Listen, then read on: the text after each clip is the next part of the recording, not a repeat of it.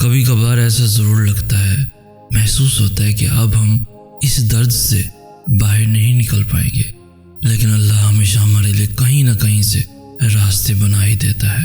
وہ کسی نہ کسی طرح سے ہمیں اس درد سے نکال ہی لیتا ہے، اور یہی تو اس کا وعدہ ہے کہ عنقریب تمہارا رب تمہیں اتنا دے گا کہ تم راضی ہو جاؤ گے۔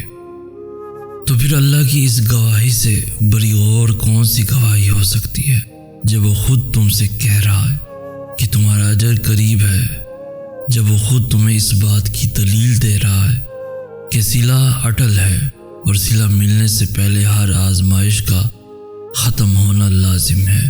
تو پھر تم کس کشمکش میں پھنسے ہو، کس کشمکش میں الجھے ہو؟ اللہ تو تمہارے مایوس ہو جانے پہ ہنستا ہے، یہ سوچ کر کہ اب تمہیں وہ سب ملنے والا ہے جس کے لیے تم رو رہے تھے۔ جب حالات بدتر سے بھی بدتر ہوتے چلے جاتے ہیں تب معجزے ہوتے ہیں اور دعاؤں کے جواب دے کر دل مطمئن کر دیے جاتے ہیں، جیسے اللہ نے اس آیت میں تمہیں کہا کہ میں تمہیں خوش کر دوں گا، یعنی تمہیں وہی دوں گا جو تمہیں پسند ہے، اور اتنا دوں گا کہ پھر کبھی بھی اس کی طلب تمہیں غم زدہ نہیں کرے گی۔ تہجد پڑھنے والوں کو معجزوں کا انتظار نہیں کرنا پڑتا، بلکہ معجزے خود ان کا انتظار کرتے ہیں۔ جب اللہ نے کوئی حیرت انگیز کام کرنا ہوتا ہے تب وہ تمہیں تہجد تک کھینچ لاتا ہے۔ جب اللہ نے تمہیں تمہاری پسندیدہ چیزوں سے نوازنا ہوتا ہے تب وہ تمہیں اپنی پسندیدہ عبادت کے ذریعے اسے مانگنے کی توفیق دیتا ہے، اور جو اس کی من چاہی عبادت قضا نہیں کرتا پھر اللہ بھی اس کی من چاہی چاہت اسے دینے میں دیر نہیں کرتا۔ تہجد کا صلہ صرف اور صرف کن ہے۔ تہجد کی طاقتوں کے سامنے کوئی بھی چیز ٹک نہیں سکتی، تمہارا مقدر بھی نہیں۔ ایک خاص بات ہے اس نماز کی کہ یہ ہارتی نہیں ہے، نہ ہی رکاوٹوں کے سامنے ڈگمگاتی ہے۔ یہ اللہ کو مناتی ہے، اور تب تک مناتی ہے جب تک اللہ مان نہیں جاتا۔ انکار کی گنجائش نہیں ہوتی، بس جو مانگ لیا تہجد میں وہ مل گیا۔ یاد رکھو، دل کا بار بار ایک ہی دعا کے لیے اللہ کے سامنے رونا اتفاق نہیں ہوتا، کیونکہ جو اللہ سے لگائے ہوئے دعاؤں کا سلسلہ نہیں توڑتے اللہ انہیں ان کی چاہ سے جوڑ دیتا ہے۔ کیا یاد نہیں تمہیں اللہ کے وعدے؟ اور اس توکل سے تم اللہ کو پکارتے رہو کہ اللہ کی تدبیریں تمہاری ساری آزمائشوں سے بری ہیں۔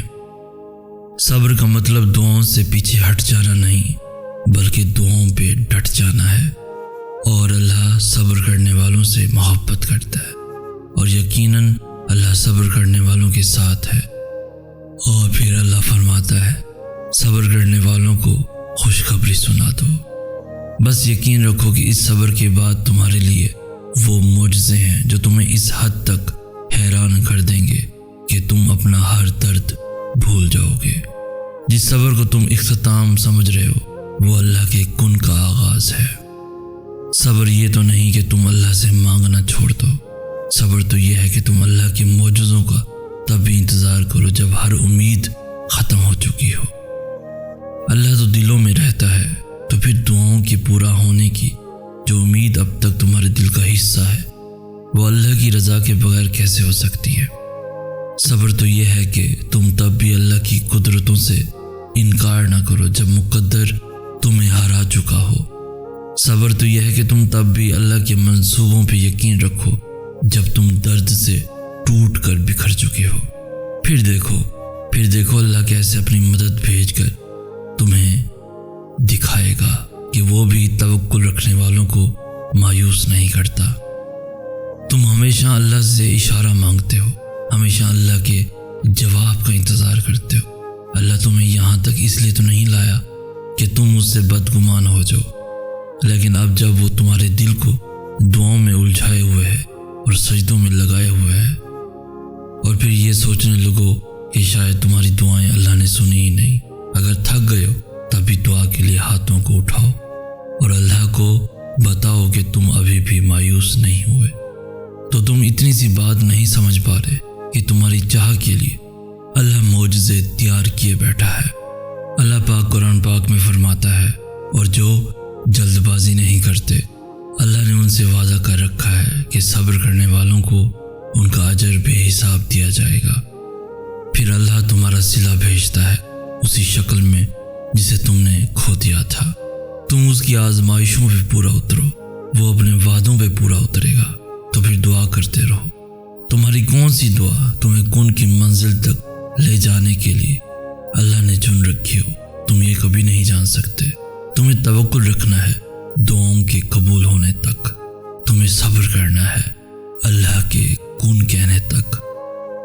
تمہارے یقین کا امتحان ہمیشہ تمہارے ڈر سے شروع ہوتا ہے۔ اللہ تمہیں تمہارے خوف سے آزماتا ہے۔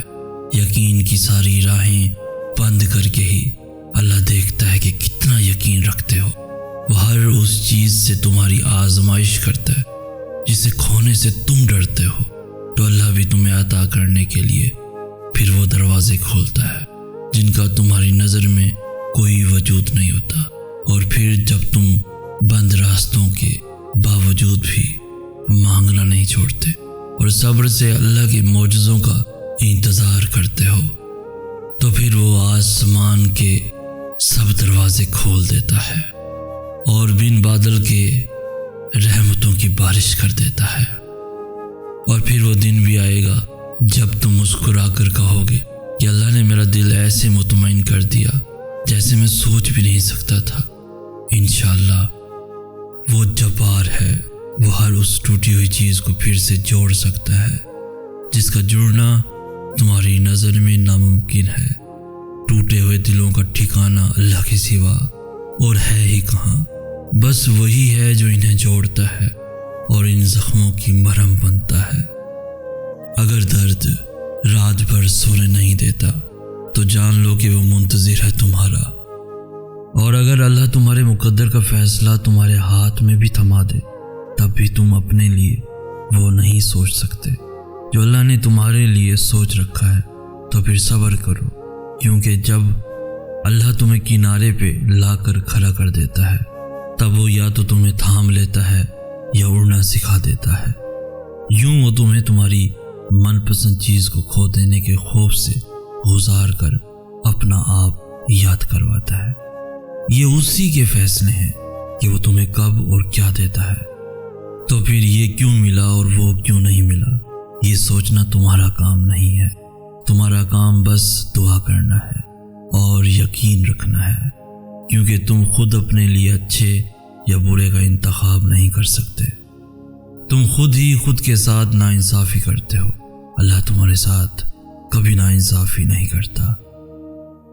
اور جب تم یقین رکھتے ہو تب وہ وہاں سے تمہارے لیے وسیلے بناتا ہے جہاں سے تم سوچ بھی نہیں سکتے۔ تو پھر دعا کرنا کبھی مت چھوڑنا، صرف اس لیے کہ حالات ابھی تک نہیں بدلے۔ ایسا نہیں ہے کہ حالات اب کبھی بھی نہیں بدلیں گے، تبدیلی کائنات کا اصول ہے، اور اللہ اپنے بندوں کو کبھی بھی مسلسل تکلیف میں نہیں رکھتا۔ اور تم سے یہ کس نے کہہ دیا کہ جو چھین جائے وہ واپس لوٹایا نہیں جاتا؟ کیا تم نے سنا نہیں یوسف علیہ السلام کا اپنے والد کے پاس واپس لوٹایا جانا، موسیٰ علیہ السلام کا اپنی والدہ کے پاس واپس لوٹایا جانا، ہاجرہ کا ابراہیم علیہ السلام کے پاس واپس لوٹایا جانا، ایوب علیہ السلام تک ان کے بچوں کا واپس لوٹایا جانا۔ اللہ تم تک ہر چیز واپس لے آتا ہے، بس وہ ان چیزوں کو تم سے دور اس لیے کرتا ہے کیونکہ تم ان چیزوں سے اتنی محبت کرنے لگتے ہو کہ جس کا حقدار صرف اللہ ہے۔